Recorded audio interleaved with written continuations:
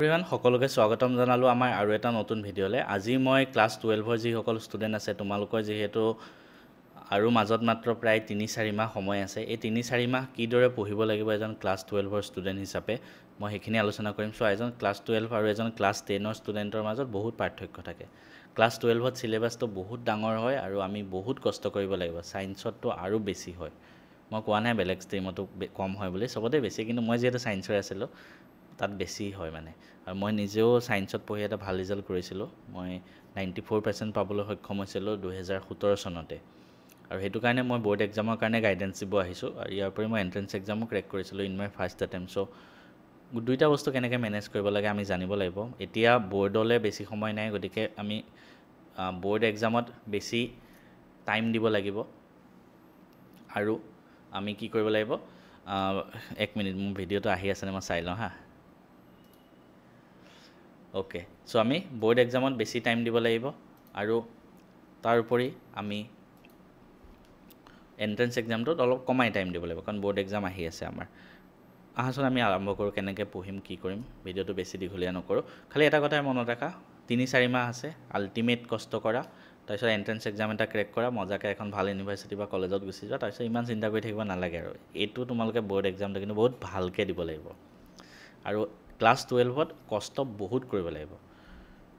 First কি কৰিবা, first complete the syllabus বুলি মই কৈছোঁ। শ্বেডিউলটো দিয়াৰ আগতে আমাৰ ক্লাছ 12ত এনেকুৱা হয় নহয়, চিলেবাছটো বহুত ডাঙৰ হয়। তো আমি কি কৰোঁ, কিছুমান বস্তু এৰি দিলোঁ, এটা চেপ্টাৰ টান লাগিলে এৰি দিলোঁ, তেনেকুৱা নহয়। ঠিক আছে, পঢ়ি গৈছা আৰম্ভণিৰ পৰা এটা এটা চেপ্টাৰ ধুনীয়াকৈ কমপ্লিট কৰি যোৱা।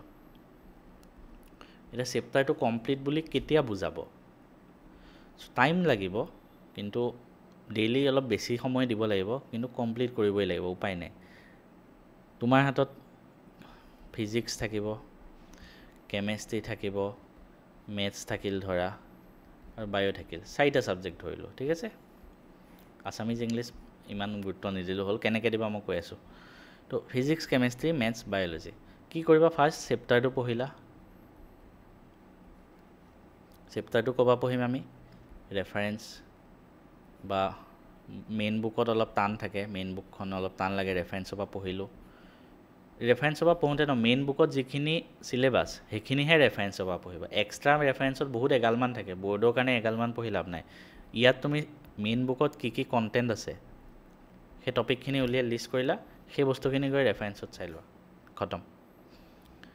তাৰপিছত বা ভিডিঅ'ৰ পৰা বুজিলেও কিন্তু মেইন বুকৰ কণ্টেণ্ট গোটেইখিনি চাবাই তেতিয়াহে সেইটো চিলেবাছ কমপ্লিট বুলি কোৱা হয়। তো বুজা হ'ল, তাৰপিছত আমি চেপ্টাৰটো ধুনীয়াকৈ বুজা হৈ গ'ল, তাৰপিছত আমি প্ৰেক্টিছ কৰিব লাগিব। এতিয়া পৰীক্ষালৈ বেছি সময় নাই, আমি প্ৰেক্টিছত বেছি গুৰুত্ব দিবই লাগিব।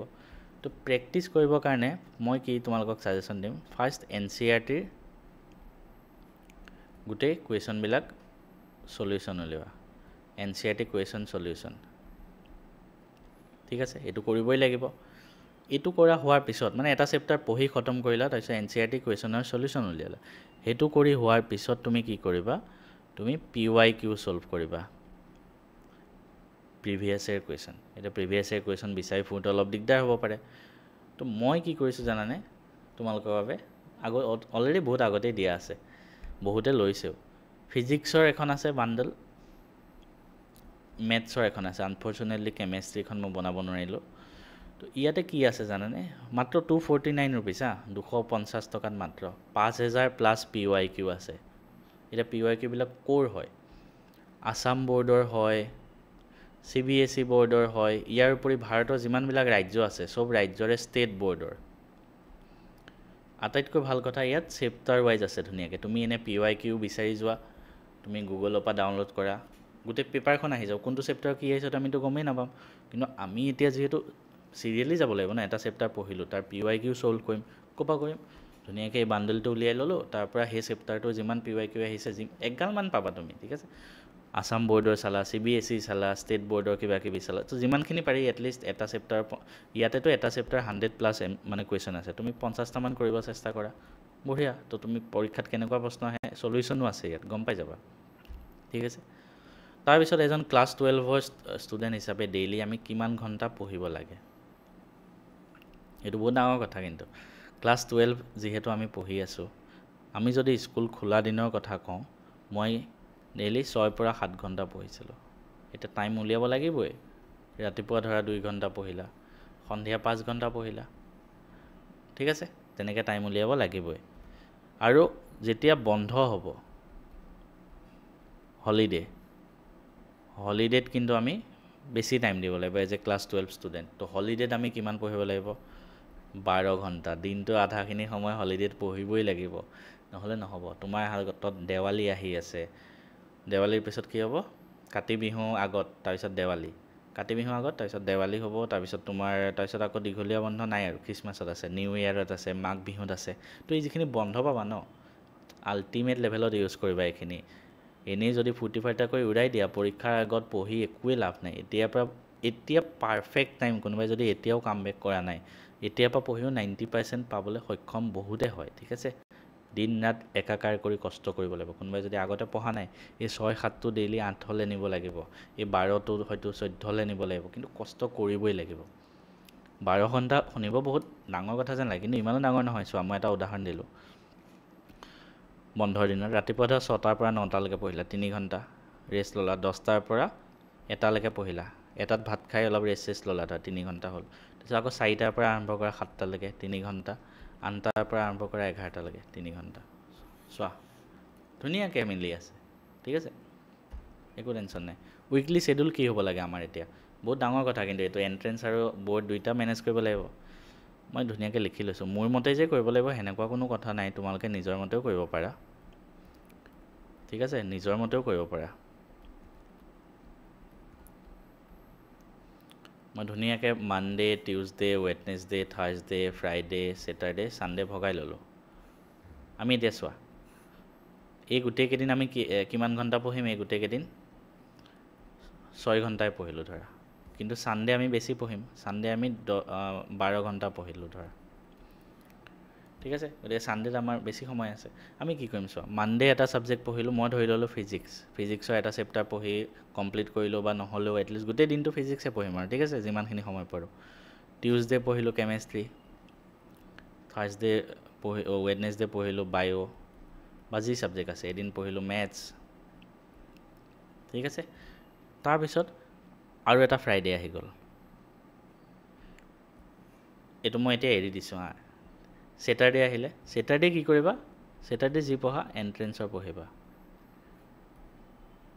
কেনেকৈ এণ্ট্ৰেঞ্চৰ MCQ ছল্ভ কৰিবা আজি ধৰা তুমি কৰিলা ফিজিক্সৰ ইয়াৰ পিছৰ সপ্তাহটোত তুমি কেমেষ্ট্ৰি কৰিবা তুমি যদি JEE প্ৰিপেৰেশ্যন কৰি আছা তাৰ পিছৰ সপ্তাহটোত মেথছৰ কৰিলা কিন্তু এই বস্তুটো প্ৰিপেৰেশ্যনটো বৰ্তাই ৰাখিবা ঠিক আছে যাতে পাহৰি নোযোৱা বস্তুবিলাক আৰু ছানডে কি কৰিবা ছানডে তোমালোকে আছামিজ ইংলিছত টাইম দিয়া কাৰণ পৰীক্ষা আগত আহি আছে দিবই লাগিব আছামিজ ইংলিছ 6 ঘণ্টা ইংলিছ 6 ঘণ্টা ছানডে আৰামছে হৈ যাব তেতিয়া এই এটা দিন যে বাকী থ'লোঁ এইটো কি যোনটো ছাবজেক্টত চবতকৈ বেছি পিছ পৰি আছা সেই ছাবজেক্টটো ইয়াত দিবা কোনোবা যদি মেথছত আছা মেথছ পঢ়িবা এদিন এক্সট্ৰা কোনোবা যদি কেমেষ্ট্ৰিত আছা কেমেষ্ট্ৰি পঢ়া তো তেনেকৈ তোমালোকে পঢ়ি গৈ থাকা আমাৰ মেথছ এণ্ড ফিজিক্স এপত ক্লাছ 12ৰ ভালেকেইটা কোৰ্চ আছে মানে PDF আকাৰে আছে কোনোবাই যদি ল'ব বিচাৰিছা ভিডিঅ'টো শেষলৈকে চাই থাকা গম পাই যাবা নোটছ তোমালোকৰ কাৰণে মই আগবঢ়াইছোঁ এই নোটছখিনি তোমালোকৰ কাৰণে প্ৰস্তুত কৰি উলিয়াইছে আকাশ ঘোষ দাদা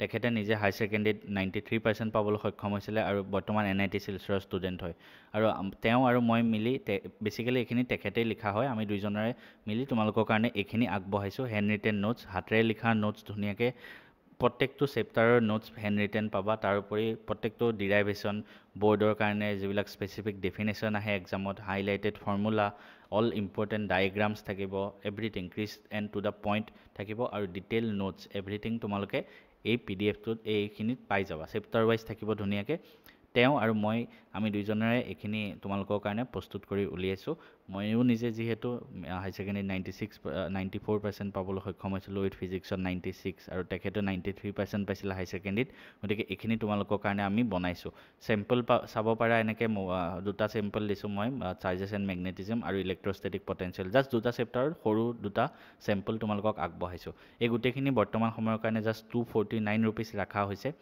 আৰু ইয়াৰ লগতে মই এতিয়া ফ্ৰী দি দিছোঁ তোমালোকৰ ফ্ৰী ই বুক পাবা এইখিনিৰ উপৰিও এক্সট্ৰা ফ্ৰী ই বুক আৰু মাইণ্ড মেপ পাবা সহজে বুজিবলৈ চেপ্টাৰ ৱাইজ প্ৰত্যেকটো চেপ্টাৰ ছেকেণ্ড কথাটো হ'ল বহুতে বৰ্ড স্পেচিফিক কুৱেশ্যন বিচাৰি থাকে বৰ্ডত অহা কুৱেশ্যন আমি ক'ত পাম এণ্ট্ৰেঞ্চৰ MCQ তোমালোকে চবতে পাই যোৱা কিন্তু বৰ্ডৰ কাৰণে স্পেচিয়েলি মই কষ্ট কৰি বিচাৰি তোমালোকৰ কাৰণে দুটা PDF বাণ্ডল লৈ আহিছোঁ কুৱেশ্যন বেংক ক্লাছ 12 এটা চাবা তোমালোকে ক্লাছ 12 ফিজিক্স কুৱেশ্যন বেংক এটা আছে ক্লাছ 12 মেথছ কুৱেশ্যন বেংক দুইটাৰ দামো জাষ্ট 249 ৰখা হৈছে ইয়াতে তোমালোকে কি পাবা almost 5000 plus PYQ 5000 plus PYQ মানে প্ৰিভিয়াছ ইয়াৰ কুৱেশ্যন ক'ৰ প্ৰিভিয়াছ ইয়াৰ কুৱেশ্যন হ'ল CBSE বৰ্ড তাৰ লগতে ভাৰতৰ যিমানবিলাক ষ্টেট বৰ্ডৰ আছে প্ৰত্যেকটো ষ্টেট বৰ্ডৰে প্ৰিভিয়াছ ইয়াৰ কুৱেশ্যন আছে বৰ্ডৰ অনলি বৰ্ডৰ কাৰণে এইটো বেষ্ট হ'ব তোমালোকক প্ৰত্যেকটো চেপ্টাৰৰ এইখিনি তোমালোকে পাই যাবা ক'ত পাবা এইবিলাক বস্তু মেথছ এণ্ড ফিজিক্স হাব এপটো ডাউনলোড কৰি লোৱা যোনটো 5K প্লাছ ডাউনলোড আছে উইথ 4.8 ষ্টাৰ ৰেটিং